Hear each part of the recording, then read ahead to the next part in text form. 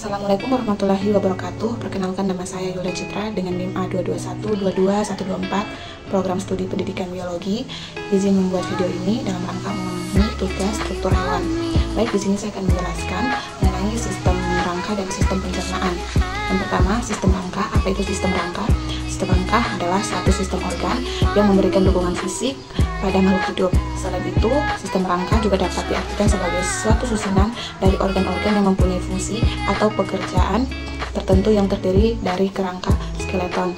Kemudian fungsi sistem rangka, di mana sistem rangka dia berfungsi sebagai tempat melekatnya otot, kemudian memberikan bentuk tubuh dan membantu tubuh untuk berdiri tegak agar tidak mudah rubuh.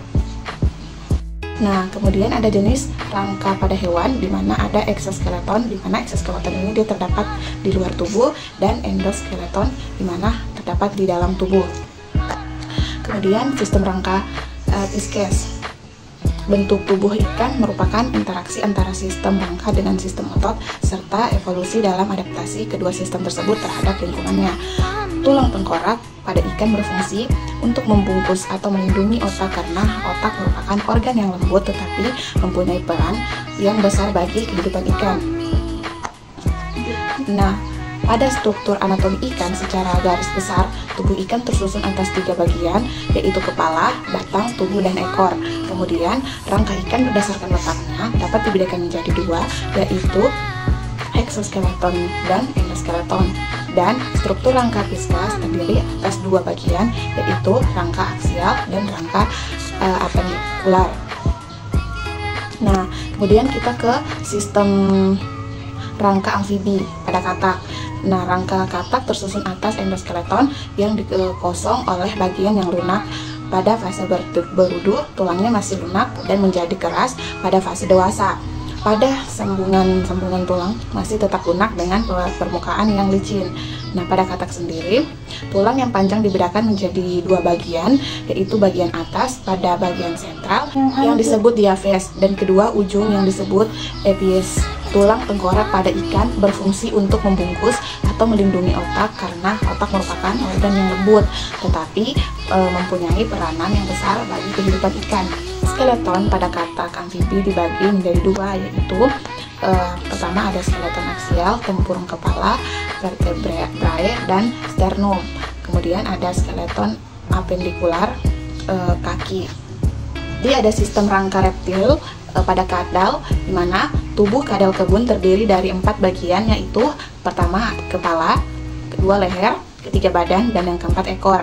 Bagian caput terbentuk seperti piramid, dan bila dibandingkan dengan tubuhnya, ukurannya relatif kecil. Mulutnya berbentuk celah melebar, terdapat sepasang mata yang terletak pada bagian dorsolateral, dan kemudian masing-masing mata memiliki 2 pelupuk yang dapat digerakkan, dan terdapat membran nictitans yang transparan terletak pada ujung anterior mata.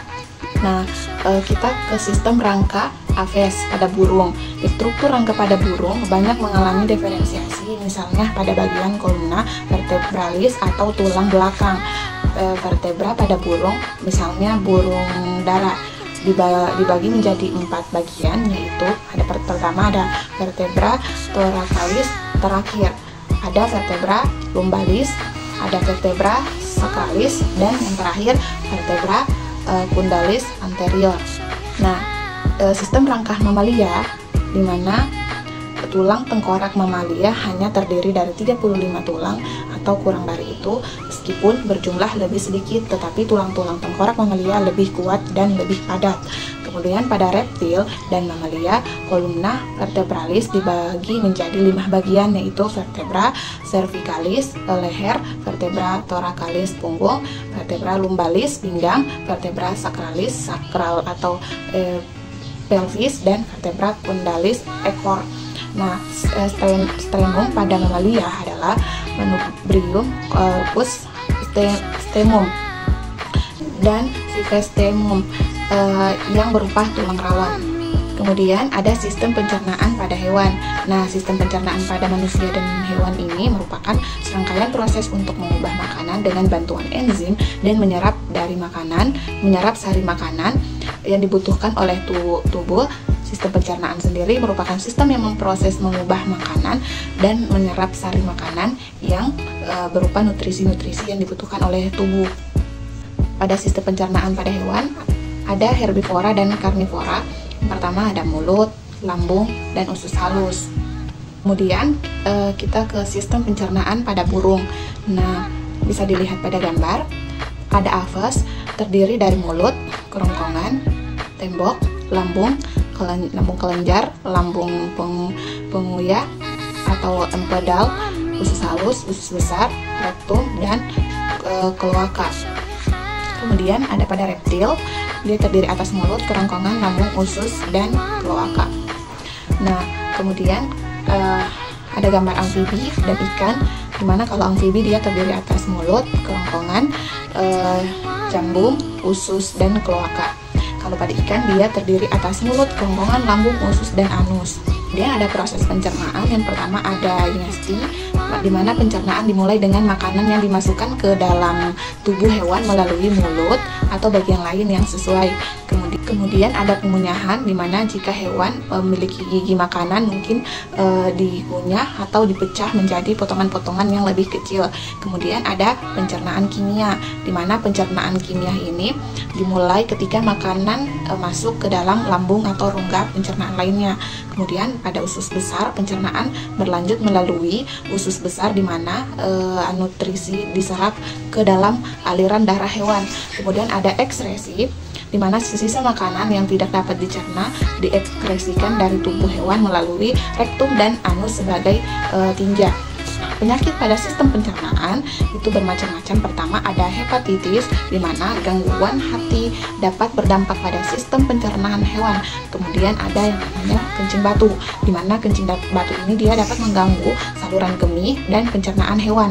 Kemudian ada enteritis. Enteritis ini dimana radang usus atau enteritis adalah gangguan pencernaan umum pada hewan.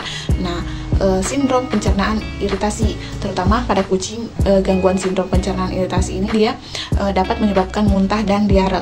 Baik, itu tadi penjelasan saya mengenai sistem rangka dan sistem pencernaan. Mohon maaf jika ada kesalahan. Terima kasih. Wassalamualaikum warahmatullahi wabarakatuh.